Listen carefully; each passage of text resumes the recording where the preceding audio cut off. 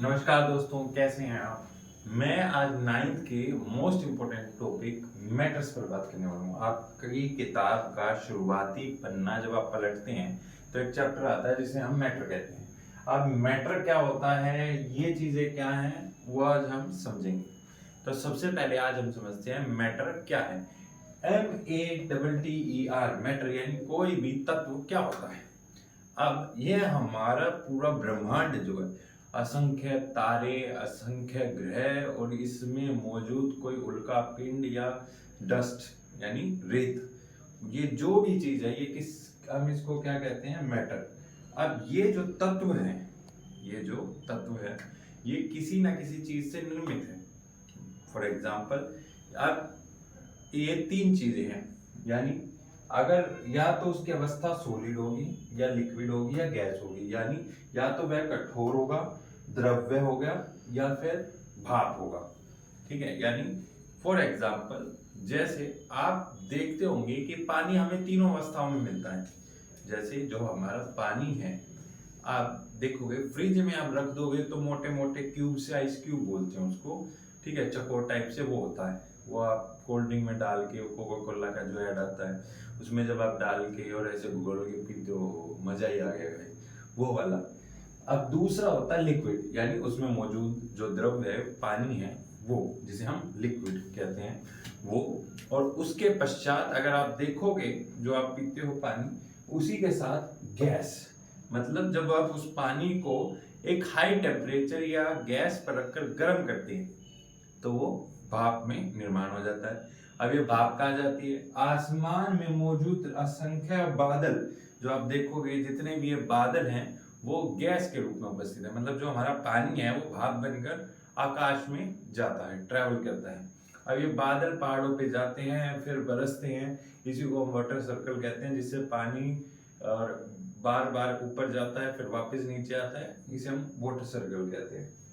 तो आज हम स्पेसिफिक मैटर पर बात करेंगे कि मैटर क्या है, जैसे कि मैंने आपको बता दिया। अब सॉलिड, लिक्विड और गैस, अब ये क्या है।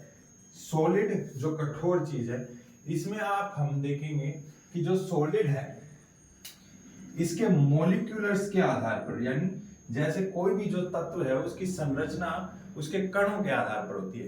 कण, माटी का छोटा सा कण, वो जो कण होता है, यानी छोटे छोटे पार्टिकल्स जो होते हैं वो एक साथ चुंबकीय रूप से चिपकते हैं। चुंबकीय रूप से जब वो चिपकते हैं इकट्ठा होकर, और ऐसे बहुत सारे जब कठोर तत्व एक साथ मिलते हैं तो हम देखते हैं कि वो सॉलिड होता है, यानी एक ऐसी संरचना का निर्माण करता है जो बहुत ज्यादा कठोर है। आप कमेंट में जरूर बताइएगा कि इस धरती की सबसे कठोर वाला मैटर कौन सा है। हालांकि आप जानते तो होंगे, आप बता दीजिएगा क्या है। दूसरा है लिक्विड। अब लिक्विड के जो है, इसके जो तत्व है, अगर आप देखोगे तो एकदम ऐसे ऐसे ऐसे ऐसे ऐसे ऐसे, ऐसे बिल्कुल पास पास रहते हैं।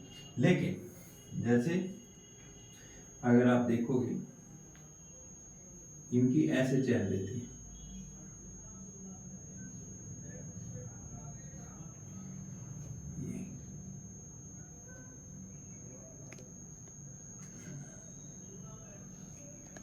ये कठोर। अब अगर आप लिक्विड का देखोगे, यानी एक ग्लास में मौजूद पानी है, ठीक है, अब इसके पार्टिकल आप देखोगे तो इसके पार्टिकल कुछ ऐसे होते हैं, एक यहाँ, एक यहाँ, एक यहाँ। अगर इसको भी और जूम करके देखोगे तो इसके पार्टिकल ऐसे रहते हैं, मतलब स्वच्छंद रूप से, मतलब फ्रीडमली घूमते रहते हैं।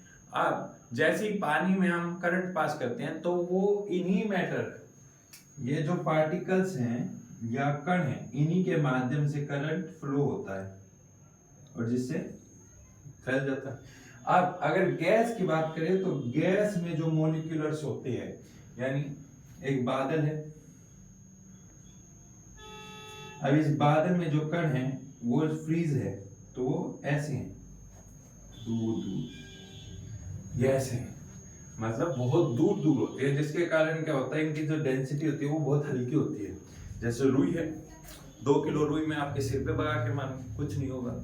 वहीं 2 किलो का बाट जो होता है जिससे वजन वगैरह तोलते हैं, वही आपके सर पे दे मारो तो जल लगेगा। कारण क्योंकि उसके मॉलिक्यूलर जो है, जो कण है, वो एक साथ बहुत घनिष्ठता से प्रेम संबंधी, जैसे औरत और आदमी का प्रेम होता है, ऐसे चिपके होते हैं। और वहीं जो रुई होती है वो थोड़े दुश्मन टाइप्स होते हैं, थोड़ा दूर रहते हैं। इसीलिए तो इसीलिए जो गैस होती है वो हल्की होती है, क्योंकि इसमें मौजूदा कण जो होते हैं वो एक दूसरे से अलग होते हैं और दूर दूर होते हैं। लिक्विड में वही जो कण होते हैं वो एक दूसरे से थोड़े, ज्यादा भी नहीं और कम भी नहीं, ये बीच की अवस्था है, तो वो थोड़े पास पास लेकिन दूर होते हैं।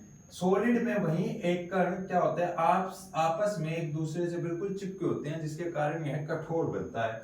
ठीक है।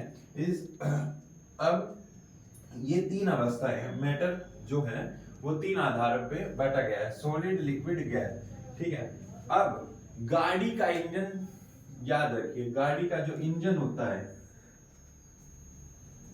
वो कैसे काम करता है, आप मुझे कमेंट में जरूर बताइएगा कि गाड़ी के इंजन में ऐसा कौन सा विज्ञान का वो तत्व या कौन सा सिद्धांत है जो कार्य करता है। हालांकि मैटर आप देखते ही समझ जाएंगे, पिस्टन होता है, बता ही देते हैं, आपके दिमाग पर ज्यादा जोर नहीं डालते। पिस्टन होता है, वो इसी शेप में होता है। ये क्या करता है, ये जब ताप करता है, यानी इंजेक्शन लेके देख लीजिएगा। अब इसमें एयर जो होती है वो ऐसे आती है, अब वो कंप्रेस होकर, ये मॉलिक्यूल्स हैं, अब इसमें गैस है। जब इसकी दूसरी अवस्था जो बनेगी वो ऐसे बनेगी, जब ये थोड़ा सा इधर होगा तो इसके मॉलिक्यूल्स पास आ गए, यानी लिक्विड फॉर्म में आ गए।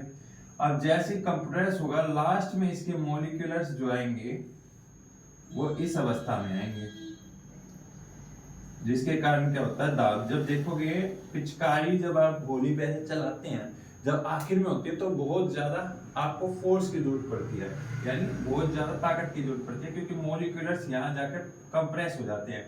अब जैसे ही कंप्रेस होते हैं, ये क्या है, ऑक्सीजन, ये ऑक्सीजन है। अब यहां से एक ड्रॉप डाला जाता है ऑयल का ऊपर से, और जब कंप्रेस किया जाता है, जिससे क्या होता है, जब वो कंप्रेस होता है ऑक्सीजन के साथ, और यहाँ जो आप देखते होंगे बाइक के कोने पे एक बिजली का तत्व लगा रहता है, पिस्टन जिसे आप बोलते हैं, यहाँ वो करंट पास करता है। जैसे वो करंट पास करेगा और जैसे ही कंप्रेस होकर पेट्रोल के साथ ऑक्सीजन को लाएगा, और वैसे एक धमाका होगा।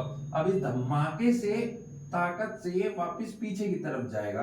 अब जैसे ये पीछे वापस जाएगा तो इंजन को ताकत मिलेगी, जिससे बिजली जनरेट होती है आगे की तरफ, पीछे की तरफ, इस दोनों में इंजन को ताकत मिलती है और आपकी बाइक चल पड़ती है।